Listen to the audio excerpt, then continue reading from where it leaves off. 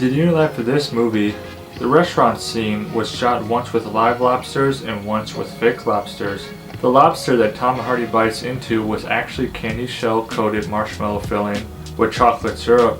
I've always actually really enjoyed this movie. I actually think it's well put together when it comes to Sony, and their standalone movies are sometimes hit and miss, but for Venom I actually think that this movie is actually quite good in terms of a standalone. And there's a lot of good things I have to say about this movie. There's only one thing I didn't like about this movie, but I'll save that for the end. So the first thing I liked about this movie was the mix of comedy and action is just really cool, really fun. This movie is, it hinges a lot on comedy, a lot on the action. We get crazy fight sequences. The thing is, it's like in your face action, but then the comedy mixed in throughout, which is like how they kill people, how they're beating up people, is actually quite funny. It's quite entertaining.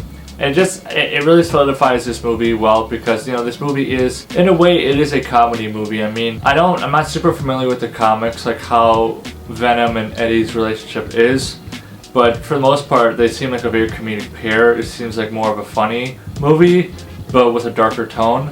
And I always find that to be a really fun, entertaining part of this movie. The strongest part of this movie is the chemistry between Eddie and Venom. Just like how they need each other, like the idea of like a parasite and a host. Like they need each other to live, and they're both very similar to each other. They both want a lot of the same things, right? And it gets kind of heartfelt at times. I mean, Venom changes his mind about humanity, changes his mind about Earth, and he and Eddie actually start to become friends and they start working together.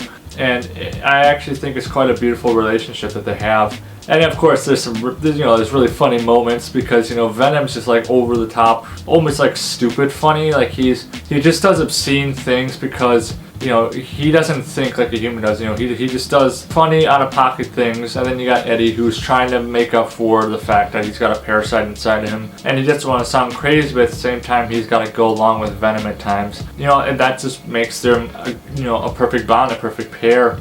Is the fact that Venom found Eddie pretty quickly, and that they work together, and Venom saved Eddie's life. Venom also heals him. You got the bad guy, Carlton Drake, who he thinks like he owns Venom. He owns all the symbiotes that are there, and he doesn't. And he actually he's an okay bad guy. And then when he pairs up with Riot, we got something going on here. But he's the guy who he thinks he owns the symbiotes, because he discovered the power that they have, and of course Venom isn't going to have anything to do with that. So that gives him even more motivation to team up with Eddie to stop Drake from bringing more of Venom's kind to Earth. So I like the little change of heart that Venom has in this movie.